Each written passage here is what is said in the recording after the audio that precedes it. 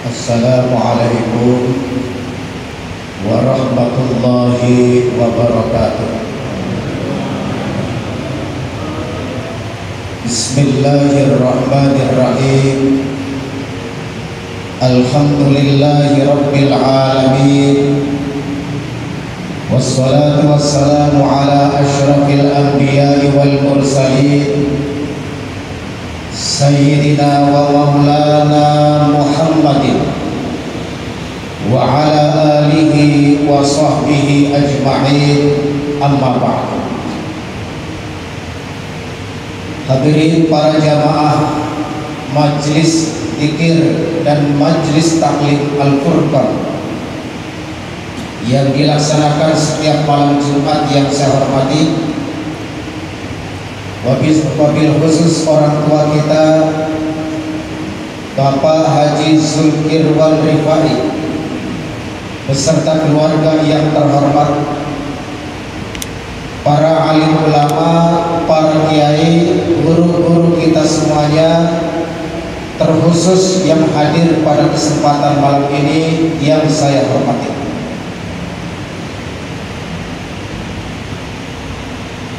Saya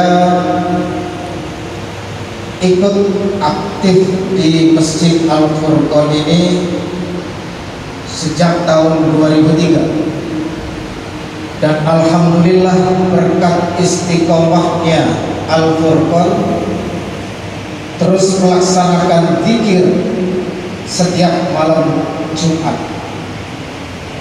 Kalau sekarang karena memang kebetulan sedang PPKM, maka malam Jumat hanya diisi dengan taklim, yasin dan tahlilnya yang biasa dilaksanakan. Insya Allah ketika nanti kondisi sudah kondusif.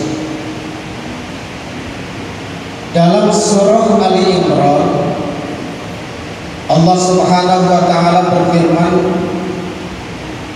Bismillahirrahmanirrahim. Inna fi khalqis samawati wal ard wa ikhtilafil laili wan nahari la ayatin li ulil albab alladzina yadhkuruna Allaha qiyaman wa qu'udan wa 'ala junubihim wa yatafakkaruna fi khalqis samawati wal ard Rabbana ma khalaqta hadza batila subhanaka faqina 'adzaban nar. Al-ayat. Shadaqallahul 'azim. Ayat yang menjelaskan dan memerintahkan kita untuk melaksanakan zikir di mana saja dan kapan saja, entah itu ketika kita sedang posisi berdiri, ketika kita sedang aktivitas kerja, ataupun ketika kita duduk seperti yang sedang kita laksanakan ini, terkhusus dalam majelis zikir Al-Furqan, ataupun kita sedang leyeh-leyeh, leha-leha, duduk santai, duduk berbaring, pun diiringi dengan zikir. Dalam satu hadis yang tercantum di dalam kitab Riyadhus Shalihin, ada satu hadis yang menceritakan malaikat mencari tempat-tempat majelis zikir. Ini kalau bahasa kita nih, ada malaikat yang lagi nyari di bagian sebelah sana di ACS, ada yang di Purantara, ada yang di Terminal 1, Terminal 2, Terminal 3, ada yang di Al-Furqan, ada yang di Suwarna. Pada nyari, mereka nggak ketemu. Ada malaikat yang ketemu pas di Al-Furqan, manggil-manggil, di sini ada nih majelis zikir. Teman-teman yang mereka lagi nyari dipanggil, kumpul sini. Ternyata di Al-Furqan ada majelis zikir. Maka berkumpullah malaikat-malaikat itu mengelilingi Masjid Al-Furqan, mengiringi orang-orang yang sedang berzikir bahkan sayapnya sampai tembus ke langit dunia, karena begitu banyaknya malaikat yang mengerumuni Al-Quran. Nah, kita aja nggak tahu. Mungkin aja yang tempat-tempat kosong itu para diisi oleh para malaikat, atau mungkin saja kelihatannya orang sebenarnya malaikat. Yang jelas malaikat ini berkumpul di sini. Kemudian malaikat kemudian Allah bertanya sama malaikat. Allah bertanya itu bukan berarti Allah nggak tahu. Allah bertanya itu bukan berarti nggak ngerti. Allah paham mengetahui. Ini ada satu contoh, ada ibu-ibu nimang bayinya, ding dan ding, anak siapa, ketahuan anak dia, nanyain anak siapa, dia tahu. Allah itu maha tahu. Allah nanya kepada malaikat, wahai para malaikat, apa sih yang dibaca oleh para jamaah yang di Al-Quran itu? Ya Allah, mereka memujimu, mereka bertasbih kepadamu, mereka membaca tahlil, takbir, tahmid, memujimu kepadamu ya Allah. Lantas Allah bertanya, mereka memujiku, emangnya mereka udah tahu aku? Kata malaikat, belum tahu ya Allah, belum pernah melihat engkau ya Allah. Kemudian kata Allah, bagaimana kalau seandainya mereka itu pernah melihatku? Kata malaikat, kalau mereka pernah melihatmu, pasti mereka akan lebih khusyuk lagi zikirnya, pasti mereka akan lebih dekat lagi kepadamu ya Allah, pasti mereka akan lebih takut kepadamu ya Allah. Kemudian Allah bertanya, apa sih yang mereka minta? Surga ya Allah, surga. Lah emang jamaah udah pernah lihat surga? Kata Allah. Kata malaikat, belum pernah ya Allah. Bagaimana kalau seandainya mereka pernah melihat surga? Tentunya ya Allah, kalau mereka pernah melihat surga, tentu mereka akan selalu berharap dan beringin. Mereka pasti akan selalu ibadah, mereka pasti akan selalu lebih dekat kepadamu dan berharap kepadamu ya Allah. Lalu kata Allah, apa sih yang mereka minta perlindungan? Mereka para jamaah minta perlindungan dihindarkan dari api neraka. Lah emangnya mereka udah pernah lihat neraka? Belum ya Allah. Bagaimana kalau seandainya mereka pernah melihat neraka? Kalau seandainya mereka pernah melihat neraka, tentunya mereka akan terus ingin selalu menghindar dari api neraka. Mereka akan selalu mengerjakan apa yang kau perintahkan.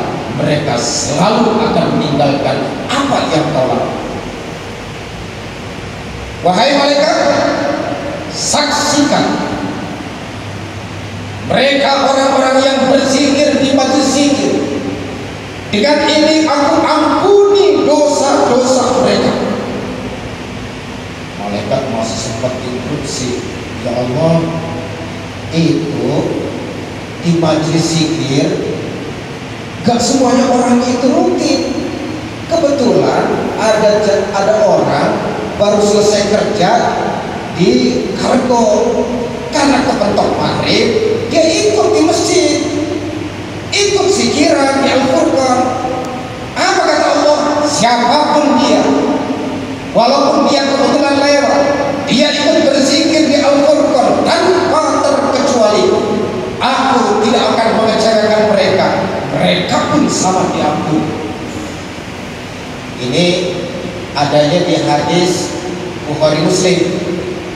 Tapi kalau di hadis yang diriwayatkan Muslim ada tambahannya, ya Allah, mereka mohon ampun kepadamu ya Allah, aku ampuni dosa-dosanya karena ikut di majlis zikir. Mereka meminta ternyata bukan hanya sekedar surga, ya Allah, apapun permintaannya aku kabulkan. Kita kan zikir, setelah zikir kemudian kan ada doa. Doanya kan rakyatnya kayak Ibrahim itu luar biasa, subhanallah, menyampaikan doa-doa dengan untaian kalimat doa yang indah, doa keselamatan, doa keberhasilan, doa rezeki, dan seterusnya dan seterusnya. Itu apapun permintaannya dikabulkan oleh Allah. Yang ketiga, mereka minta bukan hanya sekedar dihindarkan dari api neraka, mereka minta dihindarkan dari rasa takut. Aku, kata Allah, akan hindarkan mereka dari segala rasa ketakutan. Yang namanya manusia takut, ujiannya takut. Walanabluwannakum bisyai'in minal khawfi wal ju'. Manusia diuji oleh Allah terkadang diberikan dengan rasa takut. Yang bujangan takut nikah karena takut gak bisa mempanin istri. Yang sudah nikah takut nikah lagi, takut diomelin bini tua. Yang kerja takut di PHK, takut dan takut. Allah akan hindarkan dari segala rasa takut itu ketika kita mengikuti aktif di majelis zikir. Oleh karenanya sangat-sangat beruntung kita bisa mengikuti kegiatan aktif majelis zikir di Al-Furqan. Permintaan dikabulkan, kita punya dosa diampuni oleh Allah, kita minta keluasan rezeki diijabah oleh Allah, sholat berjamaah, bisa iktikaf di masjid, pulang dapat berkat, cakep. Itu namanya dunia akhirat. Dunia dapat, akhirat dapat. Untaian zikir yang dilaksanakan di Al-Furqan ini adalah yalil, maksudnya yasin tahlil. Dalam yasin tahlil itu kan diawali dengan halalan kirim Fatihah untuk yang sudah meninggal ataupun yang masih hidup, karena Al-Fatihah ini adalah sifatnya umum. Minta apa saja kepada Allah dengan niat kita, fadilah karomahnya Al-Fatihah insya Allah dikabul oleh Allah. Dan sebagai pengingat tadi, alhamdulillah dikirimi Fatihah kiai-kiai kita yang aktif di Al-Furqan tetapi sudah meninggal dunia. Tadi Ustaz Komar dan Ustaz itu satu-satu 11, kayaknya masih kurang kan? Masih ada yang sebut kayaknya tadi 1, 2, 3, ada 11 tadi yang saya ikuti. Di dalam kitab Irsyadul Iwan diceritakan di sana ada seorang alim bermimpi.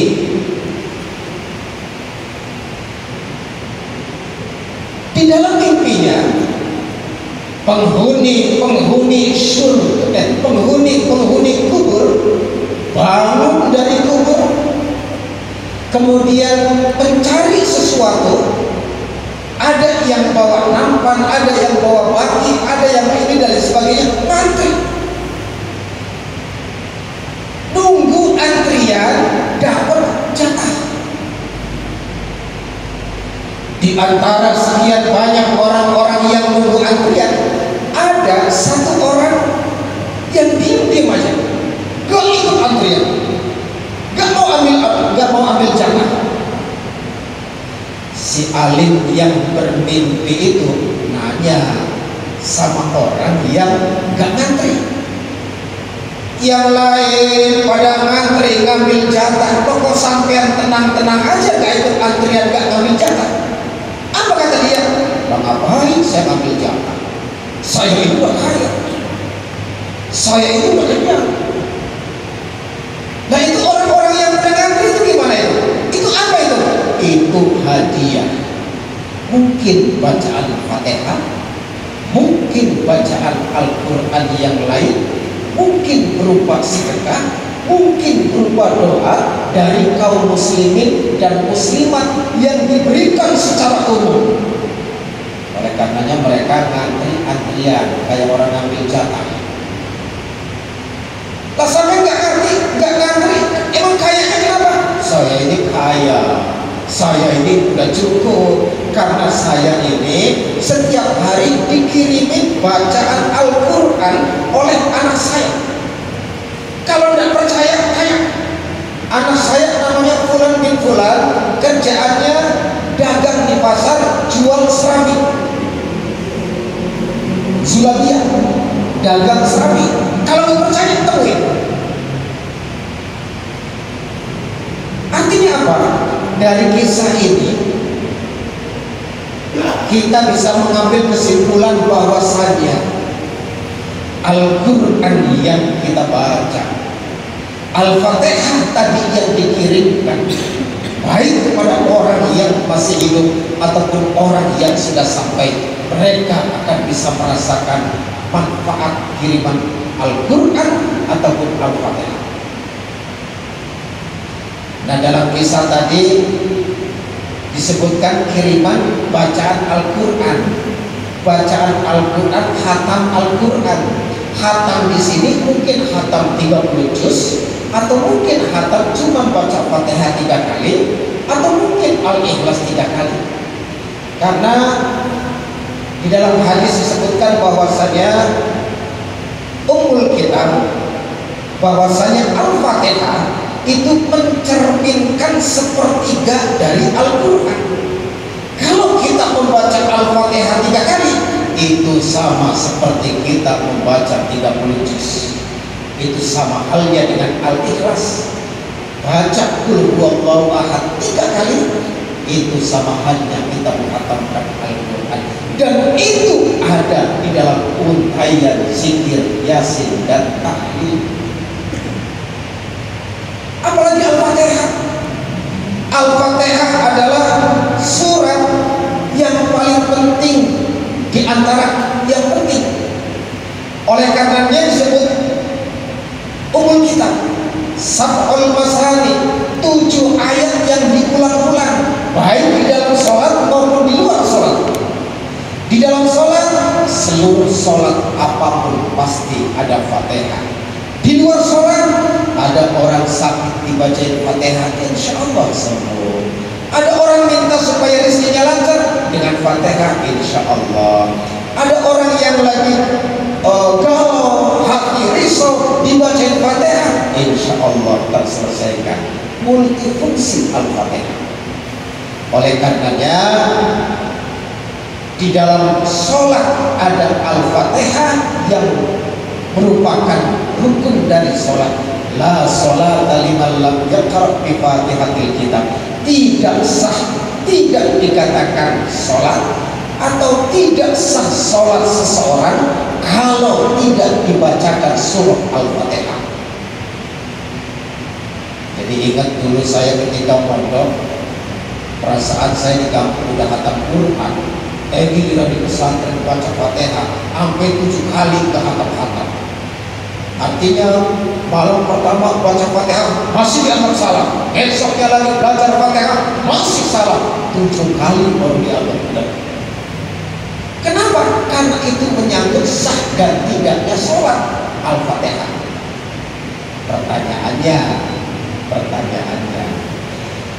nah sekarang kalau kita sholat, terutama kalau sholat berjamaah nih, sholat berjamaah, kita ini baca Fatihah atau tidak? Kalau kita baca Fatihah, gak apa-apa, karena tadi dalilnya la sholata liman lam yaqra' bi Fatihatil Kitab, itu dalilnya. Kalaupun tidak baca Fatihah juga tidak apa-apa, karena Fatihahnya sudah ditanggung oleh imam. Apa ayatnya? Wa idza quri'al Qur'anu fastami'u lahu wa ansitu la'allakum turhamun. Apabila ada dibacakan Al-Qur'an, diam, dengerin. Karena imam lagi baca Al-Quran, si makmum dengerin bacaan imam. Jadi boleh-boleh saja baca Fatihah, kalau guru. Kalau nggak baca juga nggak apa-apa. Al-Fatihah. Kemudian dalam rangkaian zikir tahlil kita baca Yasin. Rasulullah SAW bersabda,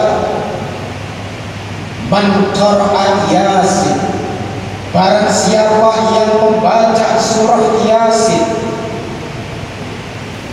ibtigha'a wajhillahi ta'ala, semata-mata mengharapkan ridho dari Allah, bisolati aw khairiha, yang dibaca di dalam sholat atau di luar sholat, ghufira lahu ma taqaddama min dhanbi, maka orang yang membaca surah Yasin itu akan diampuni dosa-dosanya oleh Allah.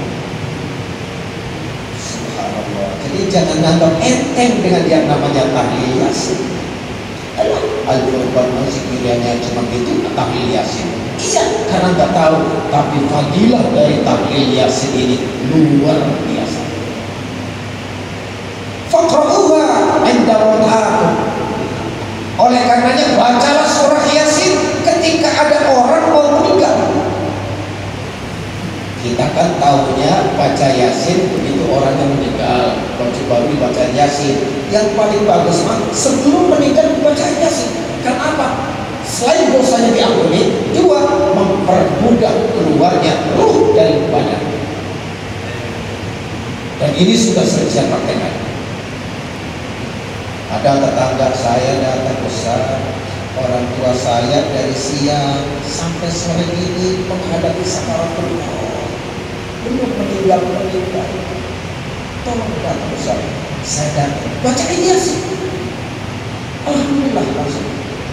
Dan pernah saya praktekkan juga untuk almarhumah istri saya ketika di rumah sakit Cipto Mangunkusumo. Dokter yang berikhtiar denyut jantungnya saya yang baca Yasinnya belum selesai. Allah cabut dengan mudahnya. Benar tadi, bacakanlah Yasin ketika orang sedang menghadapi sakaratul maut. Yasin. Setelah Yasin tadi Hadrat, Fatihah, kemudian Yasin. Yang ketiga kita baca Al-Ikhlas 3 kali. Yang saya sampaikan tadi, baca Al-Ikhlas atau Qul huwallahu ahad 3 kali sama halnya dengan membaca Al-Quran 30 juz. Satu saat Rasulullah mengadakan lomba. Wahai para sahabat, ayo malam ini perlombaan, siapa yang bisa membaca Al-Quran 1 malam hatam. Para sahabat habis sholat isya langsung betul baca. Kemudian Ali bin Abi Thalib juga baca, umat kami sebentar langsung tidur. Begitu pagi habis sholat subuh, Rasul tanya, siapa semalam yang hatam duluan? Ali angkat tangan. Sahabat pada protes, ya Rasul, Ali dari sore tidur, maka gimana dia hatam Al-Quran? Apa kata Ali? Ya Rasul, saya pernah dengar engkau bersabda, barang siapa yang membaca Al-Ikhlas atau Qul huwallahu ahad 3 kali, itu sama halnya dengan menghatamkan Al-Quran. Apa kata Rasul? Betul kau Ali. Cuman bukan berarti modal Al-Ikhlas 3 kali hatam Quran kemudian kita nggak pernah membaca tadarus yang lain. Bukan begitu maksudnya. Tetap kita tadarus. Karena membaca Al-Quran itu akan menjadi syafaat. Al-Quran akan memberikan syafaat kepada orang yang membaca. Ditambah lagi mu'awwidhatayn, qul a'udzu birabbil falaq, qul a'udzu birabbin nas. Dilanjutkan ayat kursi. Ayat kursi pun begitu luar biasa fadilahnya. Barulah bisa langsung kita sampai kepada kalimat inti, itu kalimat tauhid dalam tahlil. Apa itu baca? La ilaha illallah. Ini kalimat tauhid. Mudah-mudahan dengan kita biasa membaca tahlil, Dengan kita berzikir kalimat la ilaha illallah, mudah-mudahan itu akan membawa kita di akhir hayat kita. Apa masalahnya? Rasulullah pernah menyampaikan, man qala la ilaha illallah fi akhirih dakhala jannah. Barang siapa yang di akhir hayatnya mengucapkan kalimat la ilaha illallah, dijamin masuk surga. Bisakah kita? Bisa atau tidaknya adalah tergantung dari kebiasaan kita. Kalau kita biasa membaca zikir kalimat la ilaha illallah minimal seminggu sekali di Al-Furqan, insya Allah itu sudah merupakan pekerjaan istiqomah. Pekerjaan istiqomah itulah mudah-mudahan akan membawa kita di akhir hayat kita mengucapkan kalimat la ilaha illallah. Setelah la ilaha illallah, bacaan la ilaha illallah selesai, diiringi ada bacaan sholawat. Rasulullah menyampaikan sayyidul ayyam yaumul jum'ah wa sayyidul syuhur syahrul ramadan. Sebaik-baiknya hari adalah hari Jumat, sebaik-baiknya bulan Ramadan. Pada hari Jumat, pesan Rasul dua hal yang dititik beratkan. Pertama, pada hari Jumat perbanyak sedekah. Di hari Jumat perbanyak baca sholawat. Ketika Rasulullah menyampaikan perbanyak baca sholawat, ada sahabat yang interupsi, ya Rasul, bagaimana saya membaca sholawat untukmu sementara kau ketika itu sudah berkalan tanah, kau sudah meninggal dunia, kau sudah masuk ke alam kubur. Apa kata Rasul? Wahai sahabat, Allah akan haramkan jasadnya para nabi dan rasul. Artinya sholawat yang kita baca terutama pada hari Jumat ini insya Allah akan sampai kepada Rasulullah SAW. Dan orang yang biasa membiasakan dirinya, mengistiqomahkan dirinya dengan membaca sholawat, insya Allah orang tersebut akan mendapatkan syafaat Rasulullah SAW. Sholawat misalnya 2 menit lagi. Setelah sholawat barulah kita baca tasbih subhanallah wa bihamdihi subhanallah bilang. Rasulullah SAW bersabda, kalimatani khafifatani fil lisan thaqilatani fil mizan subhanallah wa bihamdihi subhanallah bilang. Kata Rasul, ada 2 kalimat enteng banget diucapkan oleh lisan. Jangankan kita yang sudah sepuh, jangankan kita yang sudah dewasa, anak kecil juga sanggup. Saking entengnya tuh zikiran, enteng di lisan. Tetapi thaqilatani fil mizan, zikir yang enteng itu akan memberatkan amal timbangan kita. Jadi amal timbangan kan sebelah kanan amal baik, sebelah kiri amal buruk. Nah, kalau sebelah kanannya itu condong ke bawah, berarti amal baik kita banyak. Tapi naudzubillah min dzalik, kalau seandainya timbangan yang sebelah kiri lebih berat, berarti amal jelek kita lebih banyak. Ketika kita win-win, misalnya imbang misalnya antara amal baik dengan amal buruk, ternyata imbang. Dia rajin sembahyang, dia juga rajin marah orang umpamanya. Dia rajin puasa, dia juga rajin nipu orang misalnya. Maka timbangannya itu seimbang. Bagaimana supaya timbangan kita yang baik akan condong ke bawah, akan lebih berat? Biasakan membaca subhanallah wa bihamdihi subhanallahil azim. Itu ada di tahlil yang dibiasakan di Al-Furqan. Bersyukur yang istiqomah dari sudah berpuluh tahun di Al-Furqan ikut zikir tahlil dan yasin. Kadangkala ada imam tahlil bacanya bukan subhanallah wa bihamdihi subhanallahil azim. Kadangkala ditambahin subhanallah wa bihamdihi subhanallahil azim astagfirullah. Kadang-kadang ada tuh yang begitu juga nggak apa-apa. Karena apa? Dalilnya juga ada dalam Al-Quran, fasabbih bihamdi rabbika wastaghfir. Itu saja. Mudah-mudahan ada manfaatnya untuk kita semuanya. Mudah-mudahan yasin dan tahlil yang kita istiqomahkan berpuluh tahun di Al-Quran ini mudah-mudahan diterima oleh Allah Subhanahu wa taala. Amin ya rabbal alamin. Terima kasih. Wallahu muwaffiq ila aqwamit thoriq.